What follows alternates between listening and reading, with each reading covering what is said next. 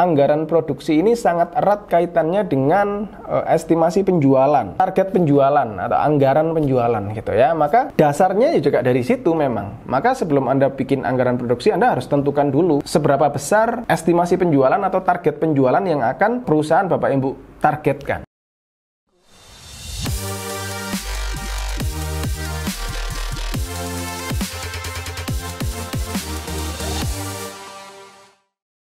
Halo Bapak Ibu, jumpa lagi dengan saya Lukas Setiawan. Hari ini saya akan membahas mengenai anggaran produksi Bapak Ibu. Ya, jadi apa sih yang perlu Anda ketahui terkait anggaran produksi, gitu ya, dan apa pentingnya anggaran produksi untuk perusahaan Anda gitu.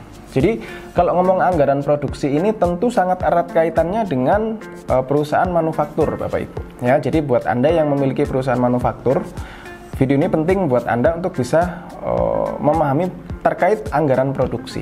Ya, perusahaan manufaktur sendiri perusahaan yang secara bisnis prosesnya dia merubah dari bahan baku ya sampai menjadi barang jadi yang siap dijual, Bapak Ibu. Ya, maka proses perubahan dari bahan baku sampai barang jadi tersebut akan melalui beberapa proses produksi. Nah, yang dimaksud anggaran produksi adalah bagaimana Anda memaintenance biaya untuk proses merubah bahan baku sampai barang jadi. Ya, jangan sampai biaya produksi Anda bengkak sehingga barang jadi Anda ya harganya jadi melambung gitu, supaya bisa menutup biaya produksi yang membengkak tersebut. Ya, maka penting bagi setiap perusahaan untuk melakukan penganggaran, Bapak Ibu ya. Jadi mempersiapkan anggaran supaya proses produksi bisa lebih maksimal, bisa lebih efisien, dan sehingga proses penjualannya nanti juga bisa lebih maksimal tentunya. Biaya produksi yang efisien akan mendorong perusahaan Anda bisa menjual barang dengan lebih maksimal ke konsumen Anda. Seperti itu ya. Kemudian pertanyaan berikutnya adalah apa sih sebenarnya anggaran produksi itu, gitu kan? Ya. Apa yang dimaksud dengan anggaran produksi, Bapak Ibu ya? Jadi anggaran produksi ini adalah suatu rencana atau perkiraan jumlah produk yang dibutuhkan ya untuk produksi suatu organisasi, Bapak Ibu. Ya, jadi memperkirakan seberapa besar sih kita perlu memproduksi suatu barang untuk dijual nantinya. Ya, karena kita sifatnya adalah menganggarkan produksi ya, maka ini akan erat kaitannya dengan perkiraan penjualan Bapak Ibu, atau berapa banyak perusahaan ingin menjual produk tersebut gitu. Sebagai contoh, misal suatu perusahaan menganggarkan penjualan di suatu bulan itu misal 10 ton misalnya, nah maka berapa banyak produksi yang harus dipersiapkan untuk mencukupi penjualan tersebut ya, kurang lebih gambarnya seperti itu. Maka akhirnya ini juga terkait dengan proses menganggarkan penjualan ya, memprediksi penjualan, mentargetkan penjualan, dan juga mempertimbangkan tingkat persediaan yang diharapkan gitu ya. Karena kalau ngomong proses produksi sangat erat kaitannya dengan tingkat persediaan Bapak Ibu ya. Jadi nanti ini terkait dengan penjualan, terkait dengan tingkat persediaan ya. Jadi kalau ngomong tingkat persediaan juga nanti akan terkait dengan proses pengadaan barang. Nah, itu banyak efeknya gitu. Dan maka dari itu anggaran produksi ini juga jadi salah satu dasar ya terkait anggaran bahan baku ya, bahan baku dan bahan habis pakai lainnya atau bahan-bahan penolong gitu. Karena dari situ akan tercermin nih kira-kira dengan penjualan sekian maka kita butuh produksi sekian ya, dengan produksi sekian maka kita butuh bahan baku sekian ya, dan dari bahan baku sekian kita juga bisa menganalisa akhirnya butuh biaya tenaga kerja itu berapa besar sih. Nah, seperti itu ya. Jadi itu fungsi itu gambaran anggaran produksi Bapak Ibu ya. Dan kalau ngomong fungsinya apa sih gitu, pentingnya apa sih anggaran produksi ini gitu ya. Dan yang pasti untuk merencanakan produk di masa mendatang gitu. Jadi merencanakan operasional perusahaan di masa mendatang. Ya balik lagi karena proses anggaran produksi ini akan mencakup target penjualan ya, mencakup anggaran bahan baku, mencakup anggaran tenaga kerja. Nah, itu pasti jadi dasar nanti ya. Anggaran produksi ini akan menjadi dasar dalam perencanaan operasional perusahaan di masa mendatang gitu ya. Dan berikutnya adalah anggaran produksi ini bisa menjadi dasar pengambilan keputusan tentunya bagi tim manajerial ya, terkait misalnya pembelian bahan baku ya, pembelian bahan penolong atau bahan habis pakai ya, kemudian budget tenaga kerja ya, dan terkait kebutuhan-kebutuhan dari produksi lainnya ya, misalnya pengadaan mesin mungkin ya, karena terkait dengan kapasitas produksi. Nah itu semua akan membantu perusahaan dalam menganalisa proses produksi di lapangan seperti apa gitu. Jadi anggaran produksi ini cukup penting untuk kelangsungan perusahaan manufaktur Bapak Ibu ya. Jadi kalau Anda nggak punya anggaran produksi, Anda harus siapkan tools tersebut untuk mendukung operasional perusahaan Anda di masa mendatang gitu ya. Berikutnya bagaimana cara menghitung anggaran produksi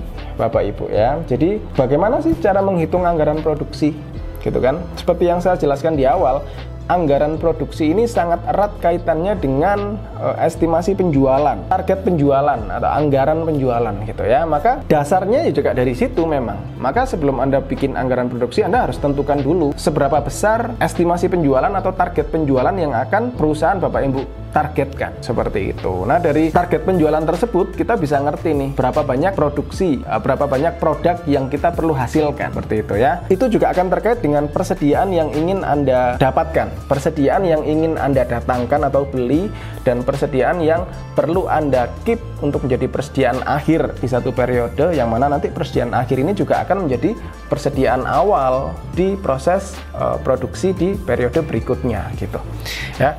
Maka rumusan sederhana anggaran produksi adalah perkiraan penjualan atau anggaran penjualan itu tadi ya, ditambah persediaan akhir dikurangi persediaan awal Bapak Ibu ya. Jadi anggaran produksi adalah perkiraan penjualan ditambah persediaan akhir dikurangi persediaan awal, seperti itu ya. Dengan model itu ya, dalam suatu proyeksi keuangan Bapak Ibu, persediaan akhir itu akan sangat erat kaitannya dengan realisasi penjualan.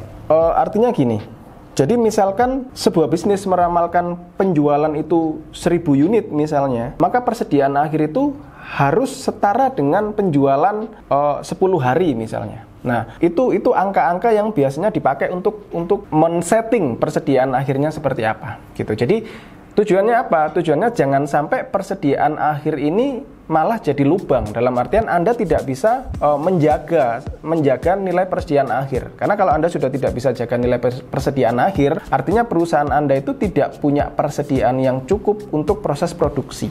Ketika Anda tidak punya persediaan yang cukup untuk produksi, artinya Anda tidak bisa jualan dong gitu. Jadi Anda harus bisa mempersiapkan buffer ya. Persediaan akhirku berapa banyak sih? Oh, misal saya kasih buffer persediaan akhir itu sebanyak 10 hari penjualan atau 20 hari penjualan ya, tergantung.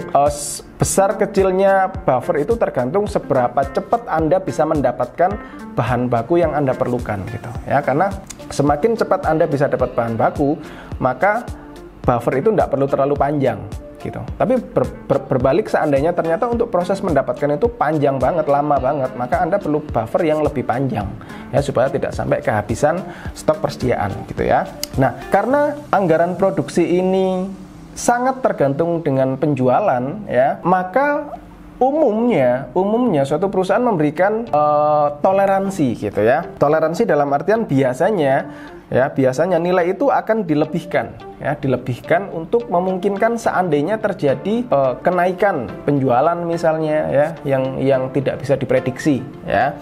Katakan misal, atau untuk menutupi kesalahan dalam proses manufaktur Bapak Ibu ya. Karena umum rasanya dalam proses manufaktur itu kita produksi 10, belum tentu 10-10-nya jadi bagus semua gitu. Bisa jadi ada satu barang yang reject atau tidak lolos QC seperti itu. Maka penting untuk memberikan toleransi dalam sebuah anggaran produksi gitu ya. Misal 5% misalnya, maka dari semua yang sudah Anda anggarkan, Anda harus up sebanyak 5% ya, untuk hal-hal yang tidak bisa diprediksi itu tadi ya, seperti kenaikan penjualan atau kegagalan produksi. Nah, seperti itu ya. Jadi berikutnya apa yang terjadi seandainya perkiraan penjualan salah gitu. Nah, itu yang saya perlu jelaskan, karena balik lagi anggaran produksi ini sangat erat kaitannya dengan penjualan dan segala macam proses penganggarannya didasarkan dari penjualan ya. Maka apa yang terjadi jika penjualan salah gitu? Yang terjadi adalah ketika anggaran penjualan Anda salah atau estimasi penjualan Anda salah, maka persediaan Anda yang akan bergeser seperti itu ya. Seandainya misal penjualan Anda ternyata lebih rendah daripada yang Anda prediksikan, ya, maka biasanya yang terjadi adalah persediaan Anda akan over gitu. Karena barang itu harusnya keluar tapi tidak keluar-keluar. Nah, itu bisa berpotensi kerusakan barang misalnya, atau meningkatkan resiko barang cacat dan lain sebagainya gitu. Dan sebaliknya, seandainya perusahaan Anda ternyata jauh lebih tinggi, ya, maka bisa jadi Anda mengalami kelangkaan persediaan. Maka penting seperti yang tadi saya jelaskan, Anda perlu memberikan buffer, memberikan toleransi, ya. Anda harus top up, Anda harus naikkan untuk menjaga hal-hal seperti itu, ya. Jadi Anda harus punya skill yang tajam gitu ya, daya analisa yang tajam terkait menentukan seberapa besar target penjualan yang ditetapkan perusahaan Anda sebelum Anda membuat anggaran produksi yang bisa mendukung proses manufaktur perusahaan Anda. Gitu ya. Kurang lebih itu Bapak Ibu yang bisa saya sharingkan terkait membuat anggaran produksi ya. Semoga materi ini bisa memberikan Anda insight dan bisa diterapkan di perusahaan Bapak Ibu sehingga proses manufaktur di perusahaan Bapak Ibu bisa menjadi lebih efisien tentunya. Ya, terima kasih. Sampai jumpa di video-video selanjutnya.